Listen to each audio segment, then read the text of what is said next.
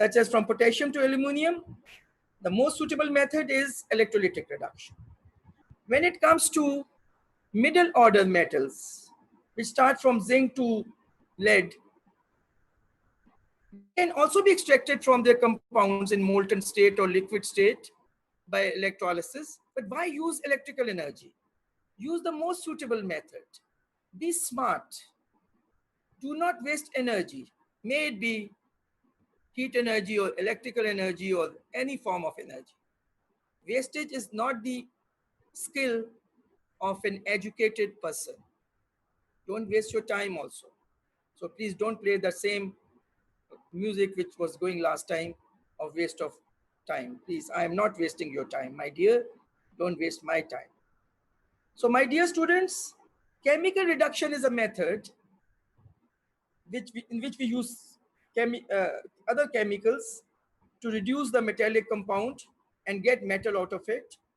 And this method is especially suitable for metals which, the compounds of those metals which are moderately middle order, from say from zinc to lead. When it comes to the last method, thermal decomposition or thermal reduction, in which you only have to heat the compound in dry state directly to get the metal out of it, is for the least reactive metals, which are silver, sometimes copper, gold, because some of them are present already in free state in nature, but also as compounds. Now, my dear students, that these are the three methods available at your level to get the metal out of it, out of a compound.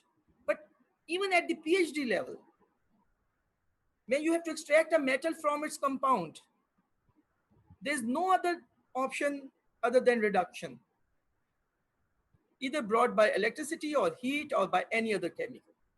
Because the metal in its compound is always present as positive ions, my dear. That's the definition of metals, connectivity. My first explanation.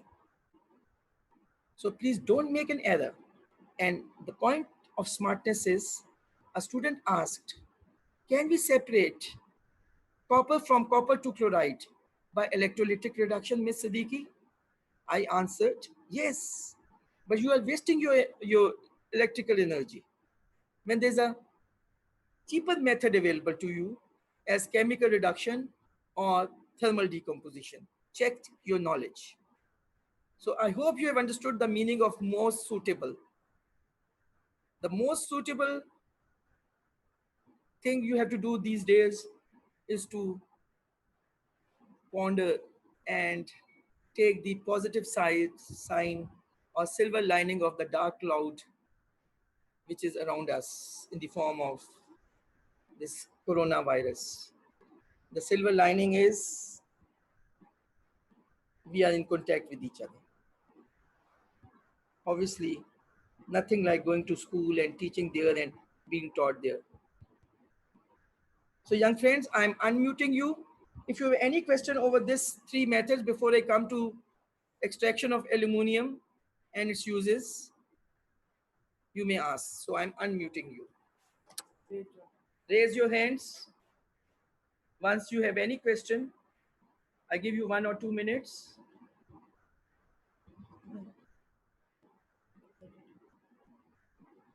Attendance is less. I see about 30 plus students. Those who are not attending, they are missing it. Anyone?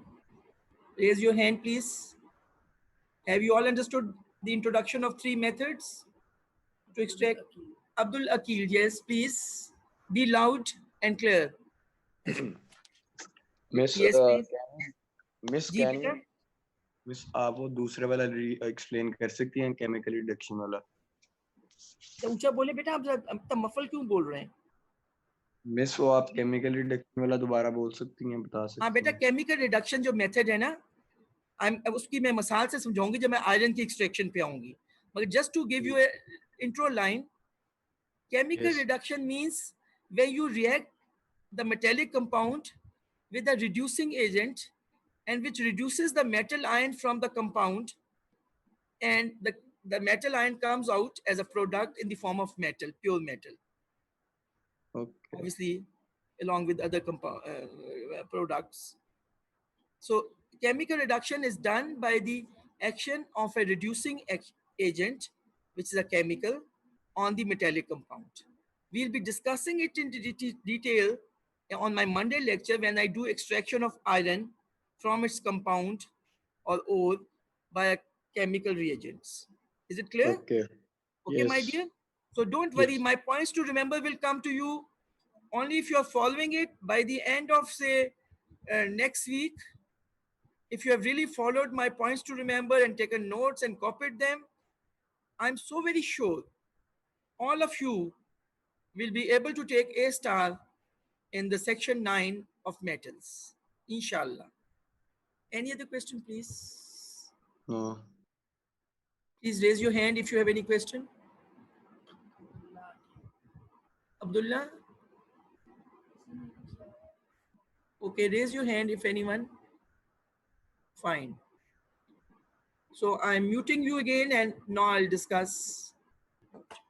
Now I will discuss extraction of aluminium. You know aluminium is a reactive metal, and now all of you who are taking this class and not absent from my class, please, I know getting up at 9 o'clock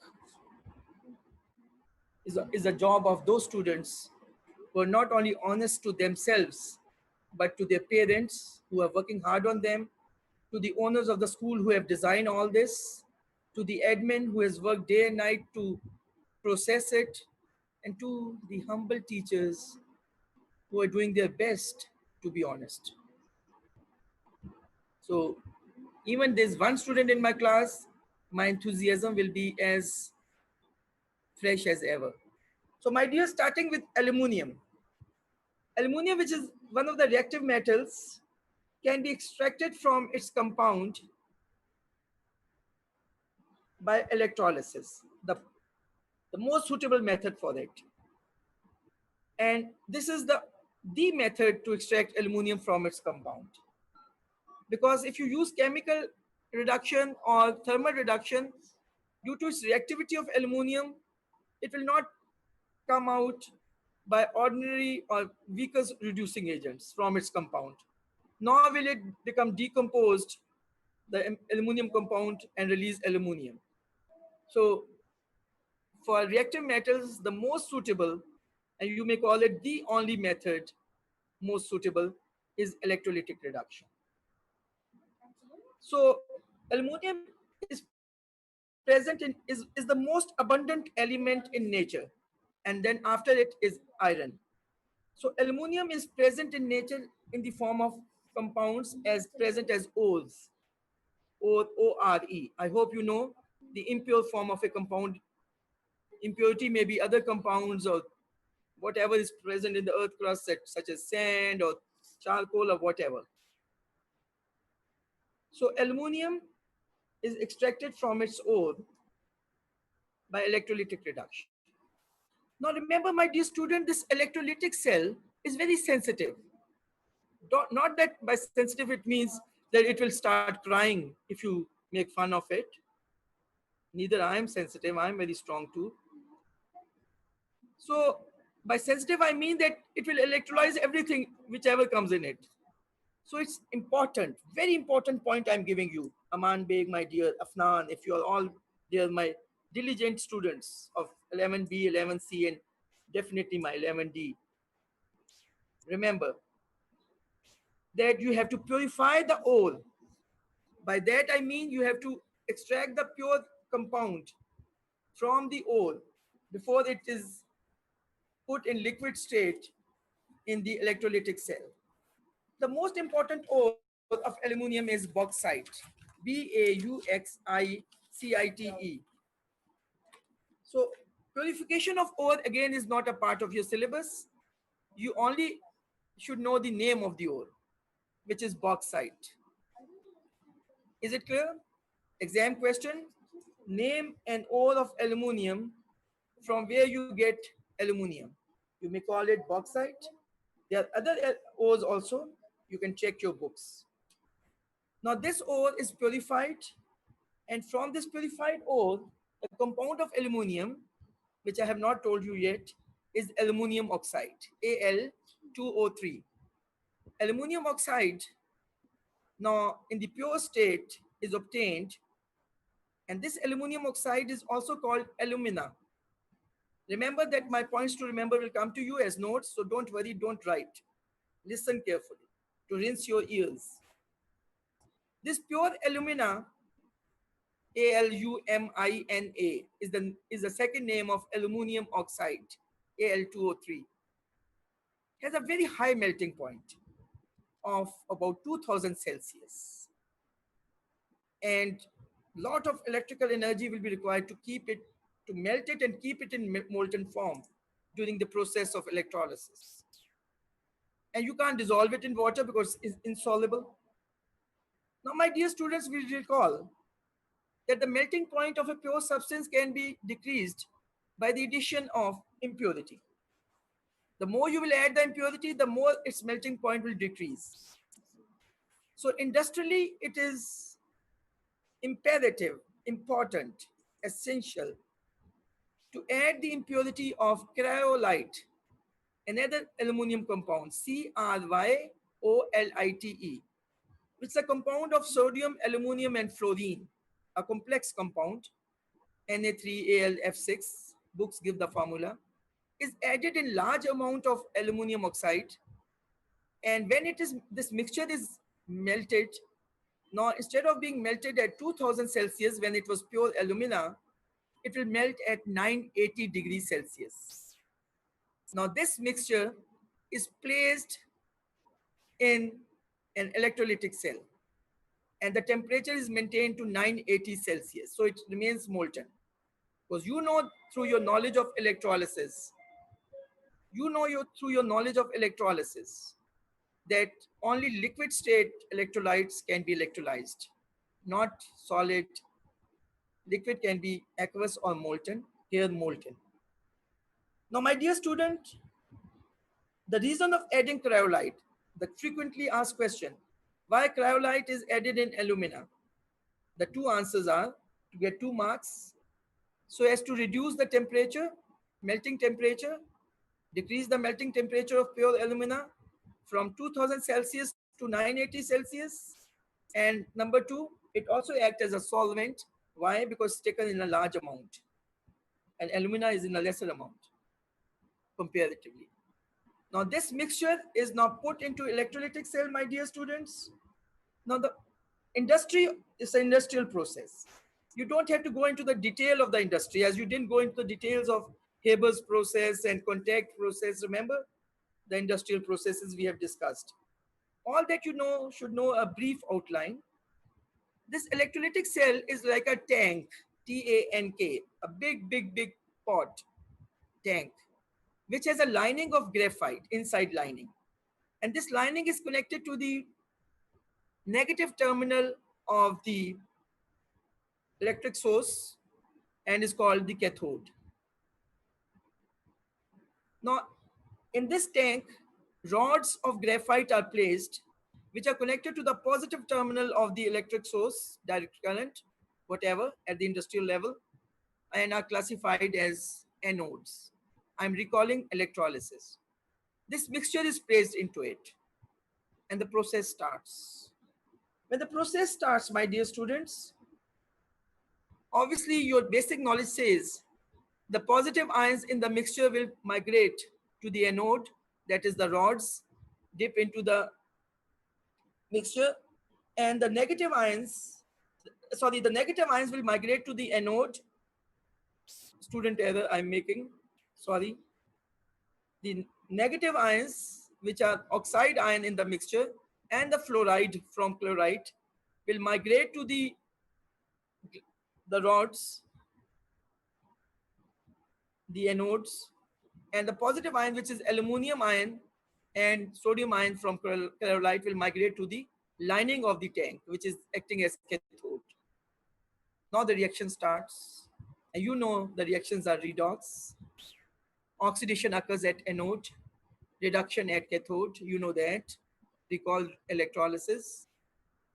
The oxide ion will win the competition, and the fluoride ions will remain unaffected, and the oxide ion, when gain electrons, will change into oxygen gas.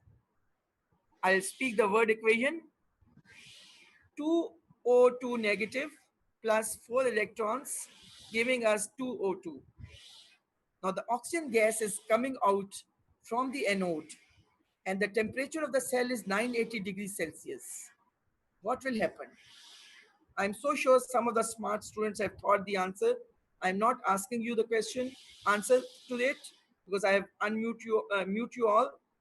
So my student will answer it, which is within me.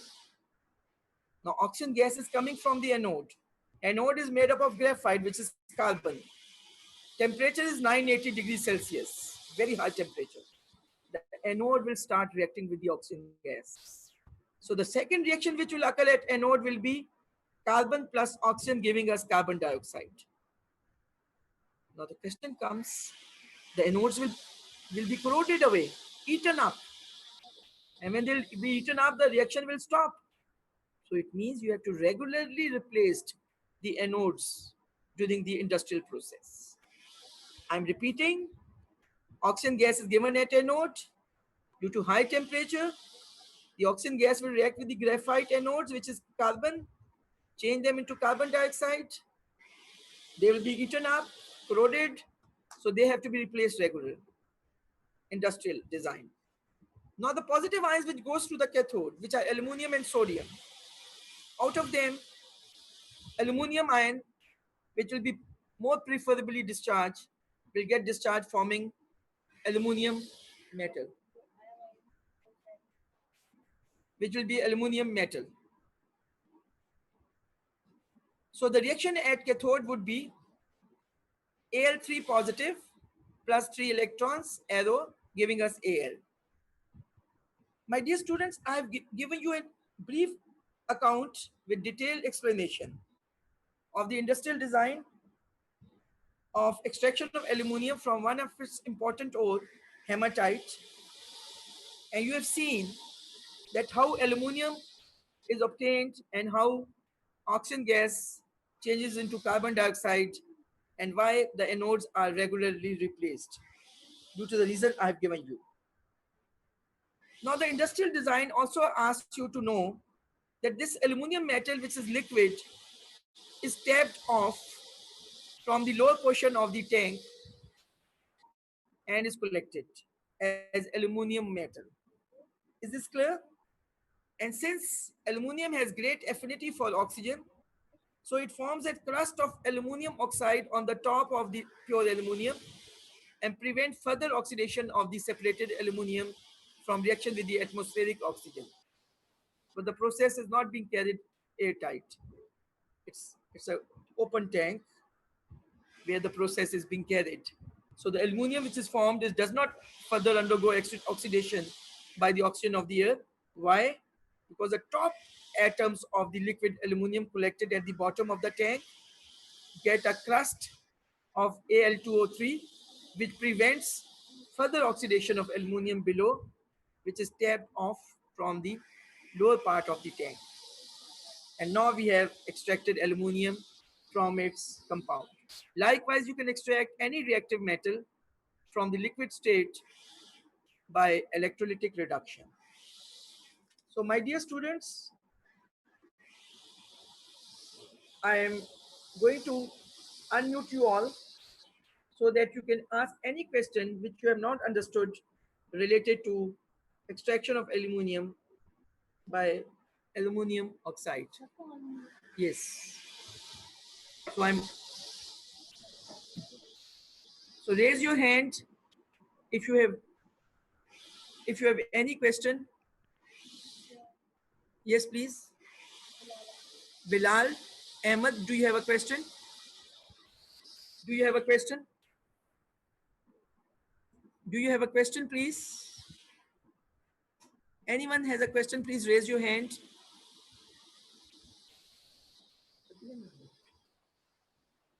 Do you have any question, please? Related to extraction of aluminum? from anyone?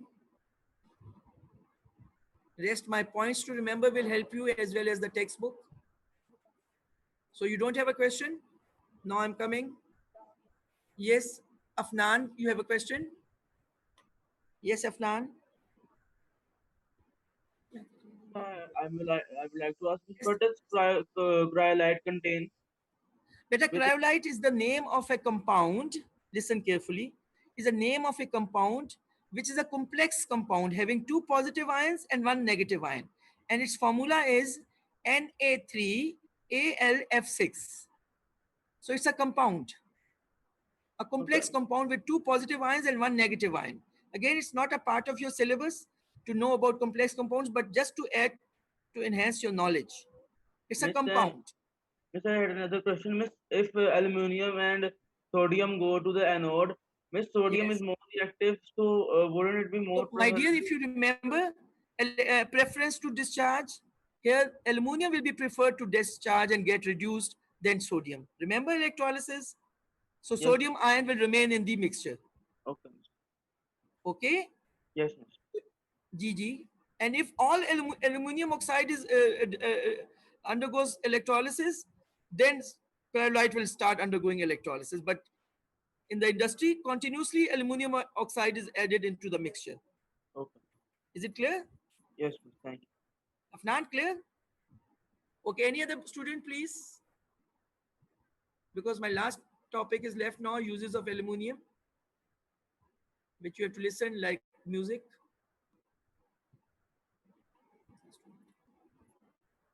Okay, I am muting you all.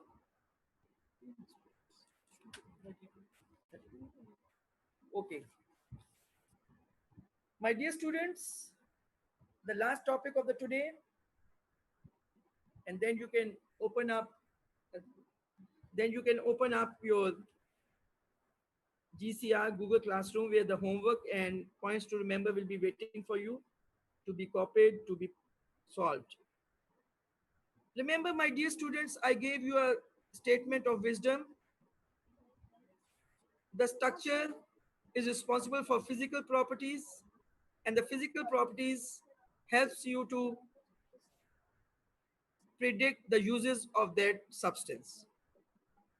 Now, once you have extracted aluminum and it's a metal, you know the structure of metals and the physical properties of metals, my very first lecture.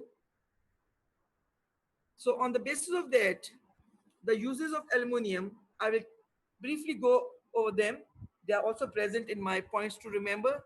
So just listen as a last note, as a last step for today's work. I appreciate those 33 students who are here and those who are missing the class.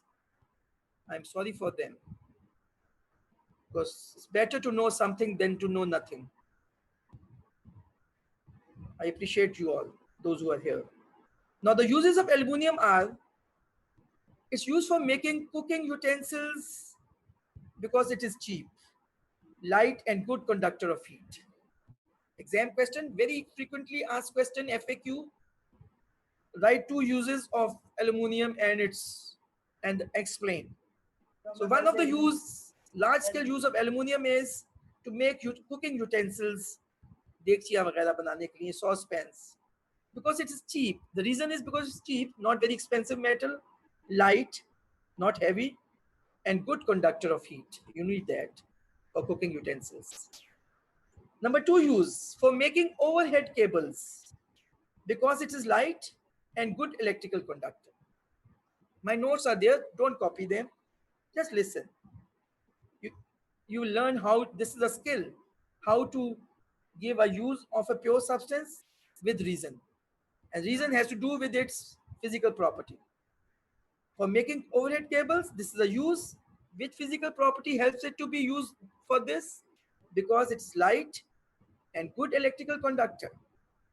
The third and the most important, one of the most important use of aluminum is for making alloys such as duraluminum, and these alloys are used in making car bodies, airplanes, windows, and the reason for that, the physical properties are because they are light and resistant to corrosion. And then you can read more other uses from the textbook. I've given you what was required in the syllabus. So my dear students, I think those who have attended this lecture seriously, and I'm so sure you all have, those who are here, those who are not here, a list of students. It's not a good idea to be not attending the class. I hope you will sign it in your GCR. Be more attentive. This is the way you have to study. Please, if you have any question, you can ask me. I'm unmuting you for 2-3 minutes.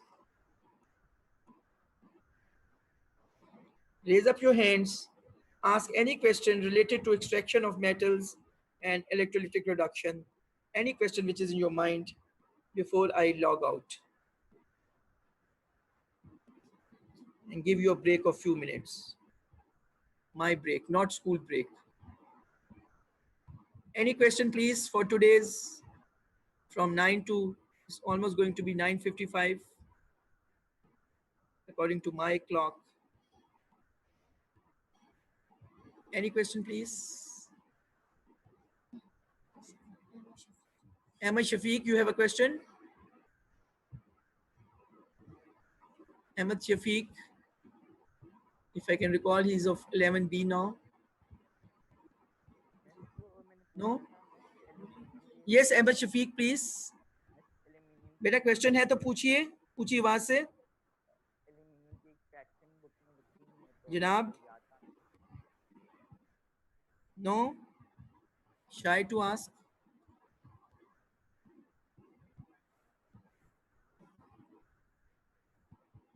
So young friends, inshallah, I'll see you on Monday, where we'll be doing extraction of iron, that is middle order metal, and its uses. And on Friday will be the last lecture on metals, very, very important. And let's see, after that we start the next section or whatever way we have to assess you. So have a nice day, please. I give you a break of 3-4 minutes. Goodbye. Thank you.